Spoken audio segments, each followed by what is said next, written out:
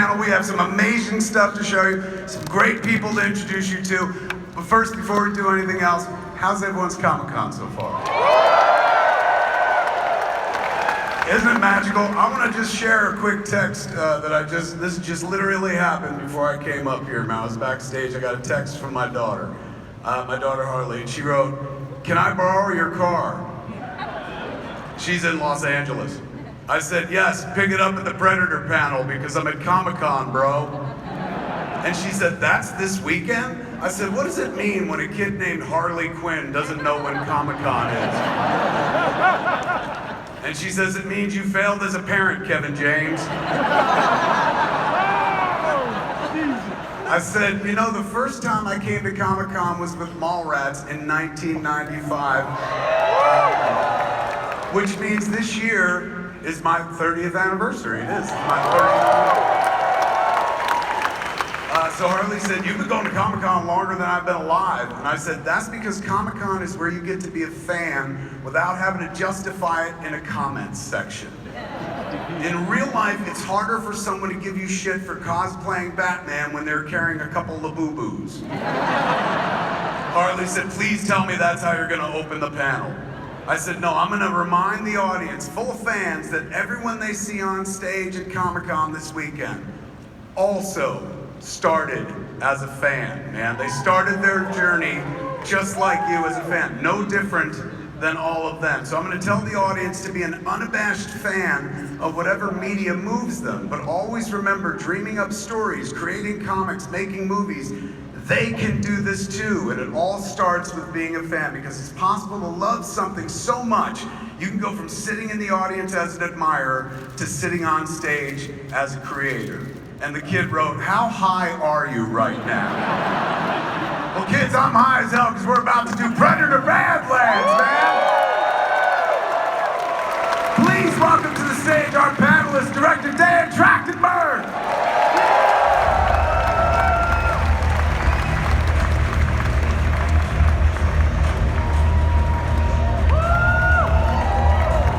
Give it up for one of the stars, Elle Fanning.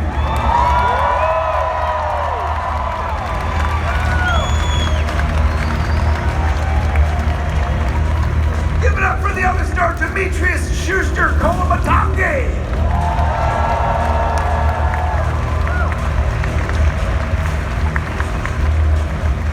And give it up for one of the Predator's baby daddies, man, Alec Gillis.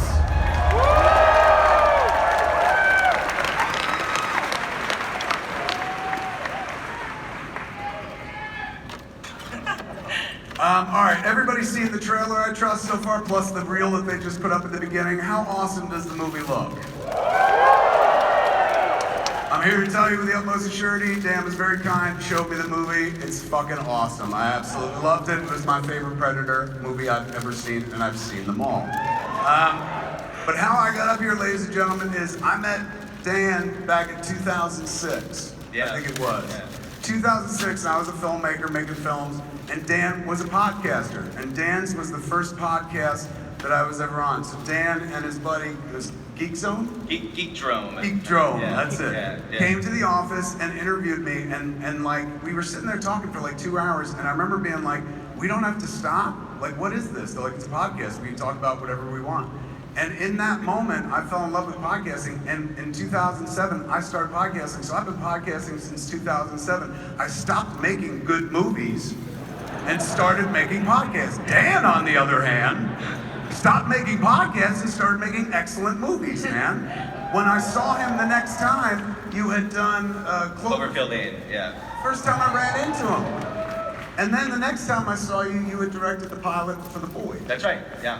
So now Dan has become the undisputed Predator guru at this point. Between Prey and Killer of Killers, you have become the Predator guy, man. Thank you, how does that happen? How did you gravitate toward that? You know, I probably, like a lot of you, or maybe not, I grew up loving the idea of seeing an R-rated movie for the first time. And Predator was on that list, and I vividly remember being in the back of a carpool on the way to a karate tournament, and all the older kids described literally every scene of Predator to me. And it was then that I started dreaming. And there was a GamePro magazine that doesn't exist anymore, and they had a contest to like design a level in a video game, and I designed a Predator level, and I didn't win the contest, but here I am. So yeah, I mean, just to say too, like I started out doing podcasts and was a fan of movies and comics and video games, and I came to Hall H literally every year for a stretch of 8 years, and I would wait in line starting at 2 a.m. Trading spaces in line like a lot of you guys. I sat diagonally over there 8 years in a row. I was here for the infamous pencil stabbing incident. You were here when somebody got stabbed with a compass. You were there? I was a witness. I was a material witness. Wasn't it during the Avengers panel or something? The Avengers didn't do shit. I think it was before. But I was here for the first time they showed the Iron Man footage, all the way to when the Avengers assembled. And you can imagine the idea of bringing a movie to Comic-Con would be a big deal to me, and it sort of factored in whenever I would think about making a movie. I would think like, oh, this might play at Comic-Con. Maybe I should do this, but always feeling like if I go, it's got to be for something that really matters. And let me tell you, what we have to show you guys today and what this movie is truly awesome and something I'm really proud of. And I'm so glad that I get to be here with this movie with you guys. So, and with Kevin, who I would say all day in Hall H to stick around for your evening with Kevin panel. So, sweet, yeah. Man. Thank you for that. But look, we're here to talk about the love for you. And the love for you in this room is palpable, it's real. People saw Prey and really responded to it. You know, it's like you found a way to take something very familiar and make it completely new and fresh. And so at that point, was that, after the success of that, did they start going like, what about Killer of Killers? What about doing more? Did they try to keep you in Predator world? Yeah, it was when Prey came out and people dug it, started to realize, oh no, I've got to like figure out if I'm gonna make more of these. And I think sometimes when you make a sequel, sometimes the sequel is just the part 2 of the cool thing, not a cool thing in and of itself. So it really was hard on myself trying to figure out like what would be another essential movie. What's something that hasn't been done in the Predator franchise? And one of those ideas was Killer of Killers that came out earlier this year. And the other thing was Badlands. Yeah.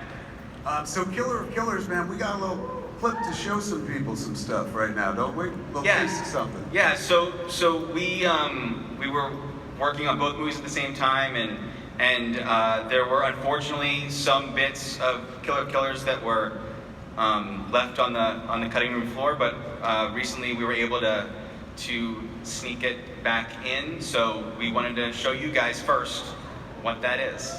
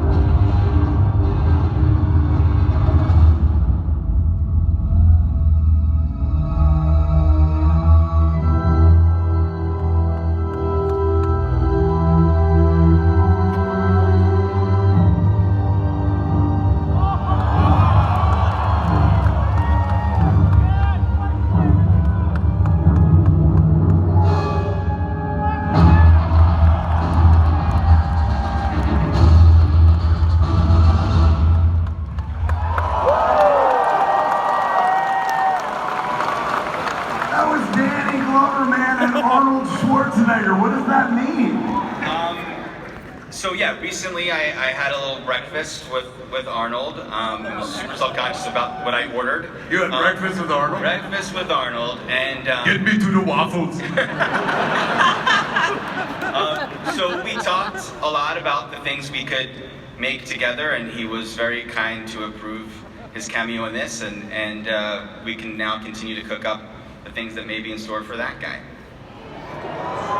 So that wasn't on the original version of Killer Killer. That's right, but it is at 7 p.m. tonight. It'll be on Hulu and Disney Plus globally. It'll be a post-credit scene, so it'll end on Nadu, and then it'll go to credits, and then that will pop up. So that is now canon in the movie. All right, so the Predator universe is getting bigger, man, and this time around we're seeing a version of Predator we've never seen before. Take us into Badlands. Yeah, so, I mean, I mentioned Killer Killers came from what has never happened in the Predator franchise. There was another thing that I realized, something that has never happened, and that is the Predator never wins. And they're supposed to be the greatest hunters in the galaxy, and humans seem to be really formidable and always taking them down. So, but in thinking about like making a movie where the Predator wins, I didn't love the idea of just making a slasher movie and put the bad guy as the winner. I really wanted to see if there was a way to make that feel like still a really emotional and visceral journey, and one where you can connect with the Predator. And so I realized there's this other thing, even more than in the Predator franchise, in sci-fi-dom. We all love the side characters. We fall in love with creatures and robots, and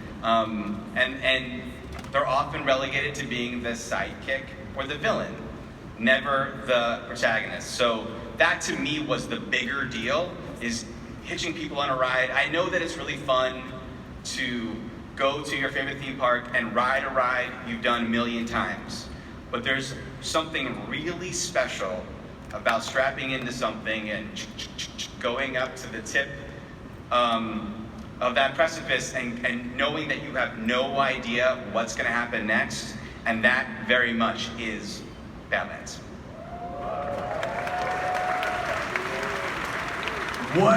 What makes this movie stand out? It has Predator DNA in it, but what makes it different? What is the approach this time? Yeah, he's a young Predator. He's a young Predator. I mean, that's the fun of the movie, is that even though you've seen the trailer, you see our main Predator Jack with Elle Fanning's character strapped to his back, and the inspiration for that was the image of Chewbacca and C-3PO. But the cool is that it's not Chewbacca. It's not a friendly creature that you're following. It's the Predator. He is ferocious and badass and very much an anti-hero. And I think of him more like Mad Max and Road Warrior or Conan or Clint Eastwood, you know? And seeing that guy and us being strapped to his back for the gauntlet he goes through, that to me was some of the most fun. And I think the DNA of the franchise isn't just the creature.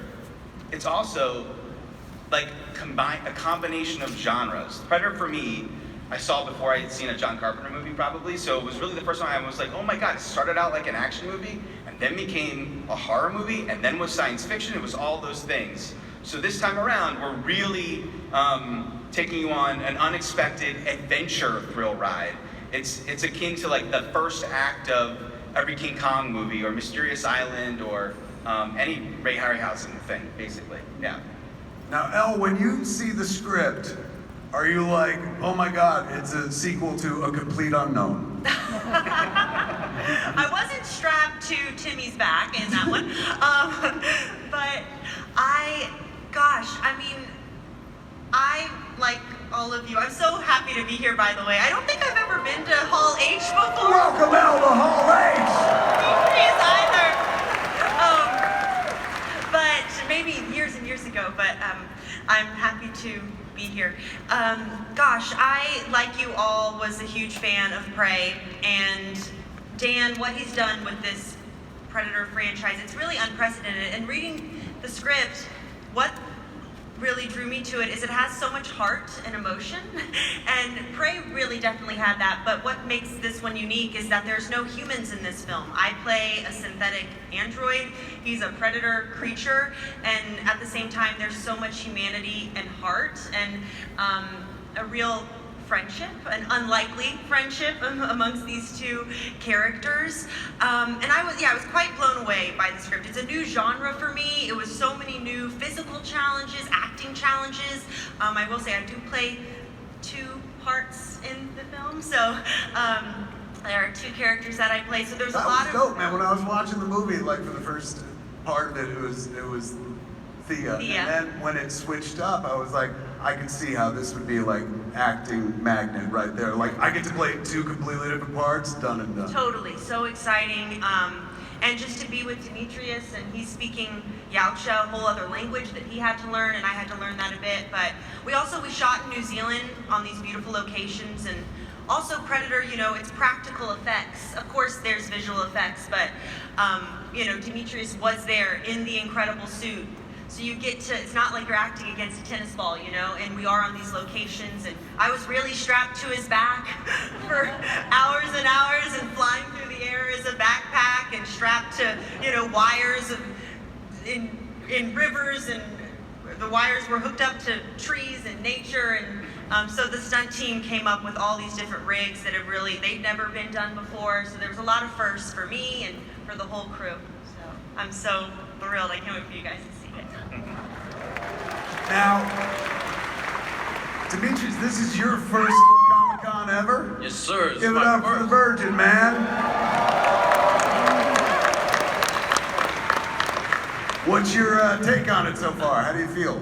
Yeah, I feel great, eh? It's, yeah, being with everyone, like, you guys are awesome, eh? Like, the fans really make Comic-Con what it is. Seeing everyone in their costumes, everyone waiting in line so eagerly, and yeah, like the energy in this room is crazy. I love it. Hell yeah! Now, this is the first time we've seen the Predator in a protagonist role, man. Like being the lead and whatnot. What was it like bringing this version of the Predator to life? It was a really fun, I guess, experiment, you could call it, and yeah, the whole process of bringing Dick to life. It was a lot of physical training in the beginning, you know, just prepping the body for the suit. It is a little bit taxing, but you know, it comes with its challenges, but it's the most rewarding feeling, you know, when you get to hang up your boots, or in my case, my Yautja feet, at the end of the day. And yeah, like, I guess a whole chunk of it as well was just learning the language. Like Elle brought up, we had Britton Watkins construct the whole language, Yautja, for, you know, the film, and I think that's such a cool thing that I'm excited to show you guys. It hasn't really been established, you know, properly within the franchise, so being able to, yeah, bring that, it's awesome. How many people can you fluently speak Yautja with at this point? Elle? Yeah, not too many. Myself, Elle, and Britton, probably the only ones at the moment that can understand what's going on. But The planet this time around, like we've seen the Predator at work before, but this time you send the Predator to a place far deadlier than the Predator, a planet that is waiting to kill you. Essentially Australia in space. Tell us about Genna. Yeah, so that is a hugely cool part of the movie, is that, you know, it's not going to Earth. We've never really in movies seen the Predator hunting on such a crazy alien planet, where literally everything from the grass to the trees to the other creatures, small and enormous, are trying to kill him. So it's him hunting, but also him being hunted. He's essentially the Dutch of this movie. It's a cool idea, man, and you pull it off. It's really wonderful. Alec, let's talk about, you've been involved with the Predator since there was a Predator, man, since the very first one. Yeah, I had the great privilege to work for my mentor, Stan Winston, on the original Predator. Yeah, there's Stan. And and Kevin Peter Hall, who was a fantastic and wonderful fellow, much like yourself. And so I've been very lucky that I've been involved in, I think maybe, I'm counting them up, I don't know if I'm at like six Predator movies now. But the last time I was in Hall H was when we were promoting Alien vs. Predator, the first one. So it's nice to be back. It's nice to be back. How was the approach different this time? For somebody who's an old hand at the Predator, what was different this time around? Well, the first time we had 8 weeks, and Stan was furiously drawing, and Steve Lang and Matt Rose were sculpting, and it was a race to get the thing, done so we could save Arnold's movie. This time it's more measured. There's more resources, available, and of course this is my, I guess that would be my third Dan Trachtenberg Predator film, right? Yeah, because Alec also helped design all the creatures in Killer Killers. Even though it was animated, we really want to make sure Alec's eye was guiding us through. So yeah. I think that the thing that made this unique from previous Predator movies is that this time the suit was all practical, but the face was open. I think Alec can certainly attest.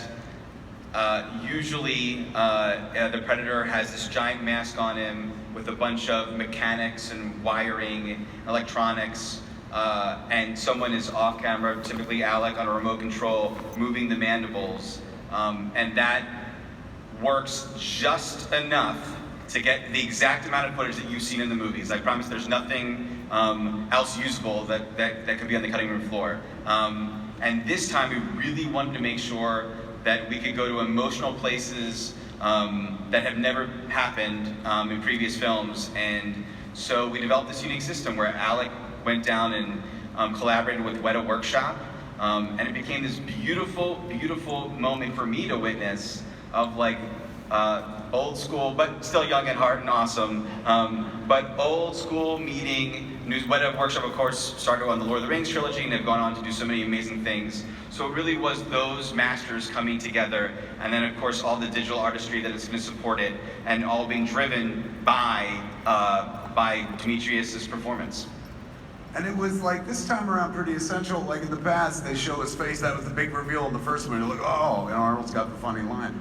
But in this version, since you spend so much time with him, being expressive was suddenly an issue that nobody had ever dealt with in Predator movies. Suddenly you're like, wait, we're going to spend 90 minutes, 2 hours with this guy. Yeah. He's got to be able to show a range of emotions, and it looks phenomenal. And they didn't see any behind-the-scenes footage.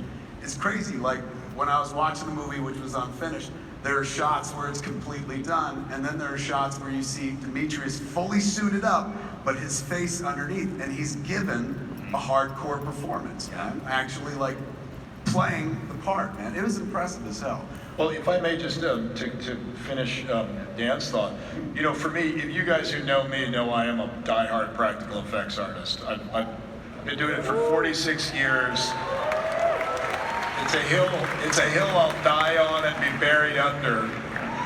But when I read the script, and Dan and I had some heart-to-hearts, and we did some tests and stuff, and I knew what he was looking for.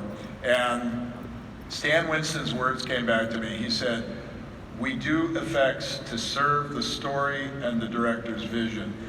And I had to really think hard about whether or not an animatronic could do exactly what I was reading. And then a couple things happened. One, the Planet of the Apes movie came out, and that was Weta Digital's work, right? And those faces, particularly the orangutan character, pretty much blew me away. And then I saw an audition tape of this guy, and I saw his performance, and I thought, this has got to be a different approach. That's right for this movie, and that will carry the film in the way that it really deserves to be. So, not an easy decision for me to come to. It wasn't my decision, really. Ultimately, but I think you got to see the movie, and I think you're going to appreciate it. Did you shoot on location? Yeah, it was all Where? in New Zealand. I really love aesthetically love naturalism, and so even though we're making a movie on a different planet, really want to make sure that it could feel as authentic and rounded as possible. So there are certainly sequences that we had to build sets for, but most of the time we were in nature, as Elle put it. They were strapped together, going through eel-infested trenches. I just told that to Elle the other day. She's like, there were eels in there? I did not know that. Yeah. And there were friendly eels. And yeah, New Zealand was incredible to work there. Yeah. Kids, what's it like working on location versus like on a soundstage or something like that? Oh gosh, I preferred. It was also my first time in New Zealand, and I fell in love with it completely. I loved it. We were on the North Island, predominantly in Auckland, and it was so beautiful. I got to go up to the Bay of Islands, and just the crew there, like the family, the teamwork, like that aspect, like it was so joyful, and I sobbed like crazy after this was done. Like I just like missed everyone so much. We really, we were in the trenches, like literally together, like blood, sweat, and tears, and every day early mornings, and you're in the suit, and you got he brought a boombox everywhere too on set. So like when you heard the music, you're like, you knew Demetrius is coming. And he was like carrying basically my whole weight. I mean, on his back. They made it so they distributed it, but it wasn't easy. Sorry about that.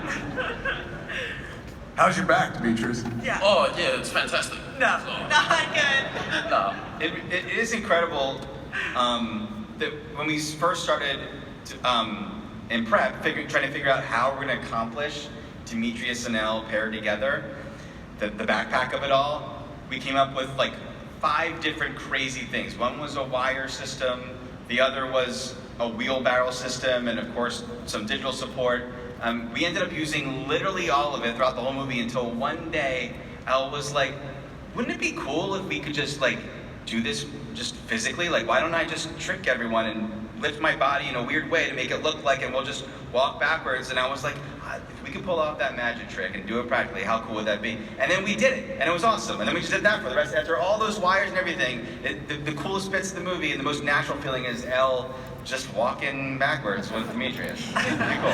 We were like left foot, right foot, had to time it out. Alec came up with that idea a week before we finished shooting. I'll take it. Some folks saw in the first trailer, and I saw the flick, so I know, and you see it in the new trailer too. There's a soupçon of Weyland-Yutani in there, is that right? Some alien stuff in there? What's that all about? Yeah, That's correct. There's Weyland-Yutani in this movie.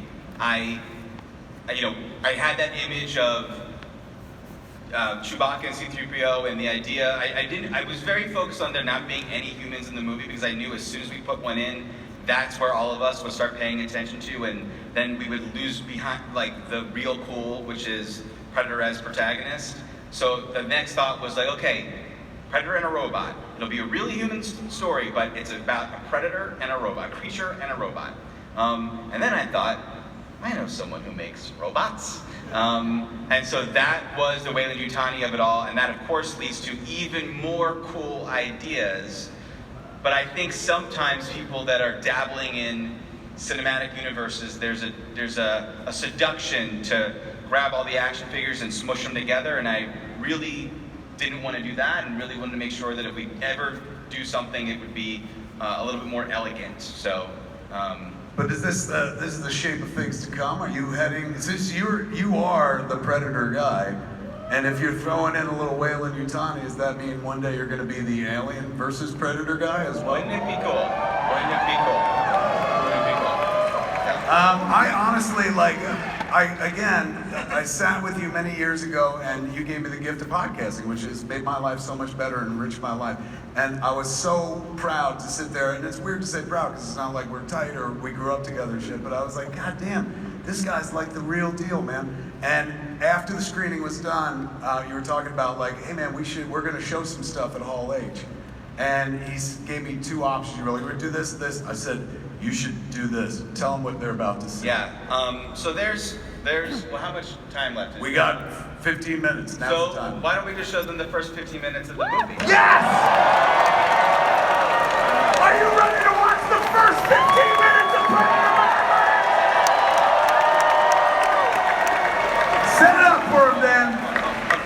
Because he poked and prodded and was like, dude, you gotta do, I just need to say a couple things. We come out in November, it's just a ways away for a movie like this. It's very raw.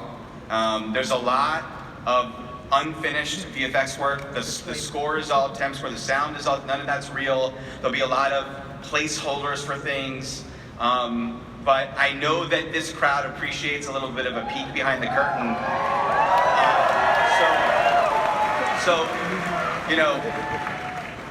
Take that into consideration and enjoy. Yeah. Let's watch